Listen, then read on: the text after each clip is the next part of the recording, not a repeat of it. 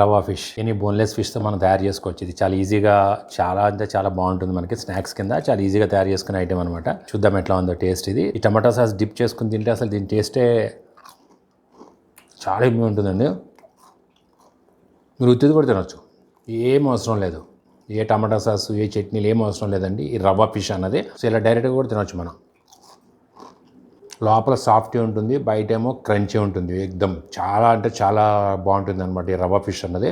ఈరోజు మన వీడియోలో చూసేద్దామంటే ఎట్లా తయారు చేయాలి. రవా ఫిష్ చాలా ఈజీగా తయారు చేసుకోవచ్చు. మనకి ఎనీ టైం స్నాక్ కింద ఉపయోగపడుతుంది. పిల్లలు చాలా బాగా ఇష్టపడతారు ఈ స్నాక్ అనేది. మనకి ఇందులో మనకి ముళ్ళు ఉండవు, బోన్స్ ఉండవు. పిల్లలు మళ్ళీ మళ్ళీ కావాలని అడుగుతారు. రవా ఫిష్ చేయడానికి మనకి ఫస్ట్గా బోన్లెస్ ఫిష్ కావాలి. మంచి బోన్లెస్ చేయించుకుంటే మనకు బాగుంటుంది అనమాట. ఇట్లా బోన్లెస్ తీసుకొచ్చి ఏదైనా కానీ స్లైసెస్ కట్ చేస్తాను నేను. ఈ రవా ఫిష్ కొంచెం పెద్దగా ఉంటేనే బాగుంటుందండి ముక్కలు, మరీ చిన్నవి కాకుండా. సో దీన్ని ఇలాగే ఉంచేయచ్చు.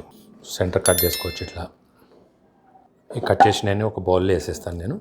దీన్ని మనం ఇంకో విధంగా కూడా కట్ చేసుకోవచ్చు అండి. ఇట్లా యాంగిల్గా కూడా కట్ చేసుకోవచ్చు. సో దట్ ఏంటంటే థిన్నింగ్ వస్తుంది అనమాట. మనకి పీస్ అన్నది స్లైస్ సన్నగా అవుతుంది అనమాట. కొంచెం ఇట్లా ఇట్లా కూడా చేసుకోవచ్చు. కటింగ్ మనం 2 విధాలుగా చేసుకోవచ్చు.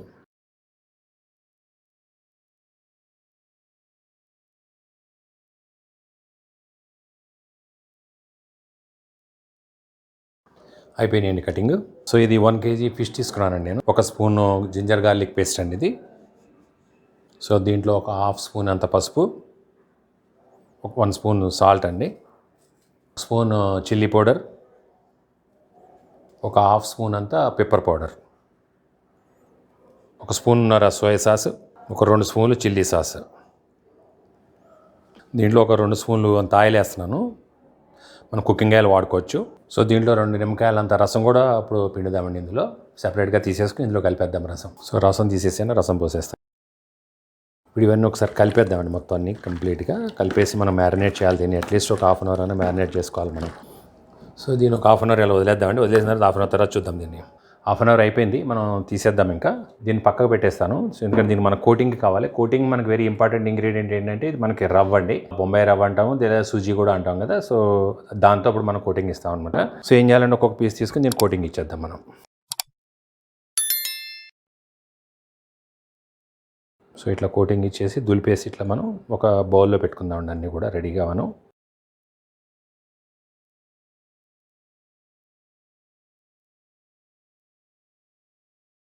నూనె కాగుతుంది ఆల్రెడీ. సో ఇందులో మెల్లగా మనం పీసెస్ వదిలేద్దాము. సో నూనె కాగిన తర్వాత మనం లో ఫ్లేమ్లో పెట్టుకోవాలి. సో లో ఫ్లేమ్లోనే మనం ఫ్రై చేసుకోవాలి. అప్పుడే మనకి ఈవెన్గా ఫ్రై అవుతుంది అనమాట. ఓవర్ ఫ్రై అయిపోకుండా, డీప్ ఫ్రై అయిపోకుండా సమానంగా ఫ్రై అవుతుంది. సో బాగుంటుంది అప్పుడు మనం ఫిష్ టేస్ట్. అది కూడా క్రిస్పీగా చాలా బాగుంటుంది అనమాట ఈ రవా ఫిష్ అన్నది.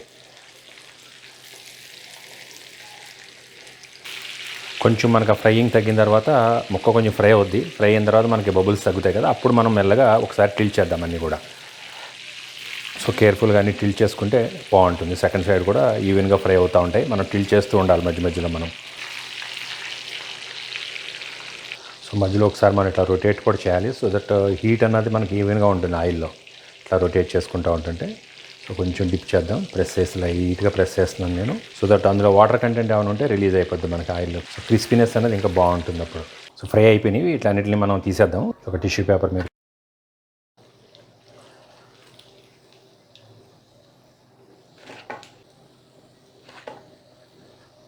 ఇంకొక రౌండ్ వేసేస్తాను మళ్ళీ. చూసారు కదండి, ఇప్పటివరకు మనం రవ్వ ఫిష్ని ఎంత ఈజీగా తయారు చేసుకోవచ్చో.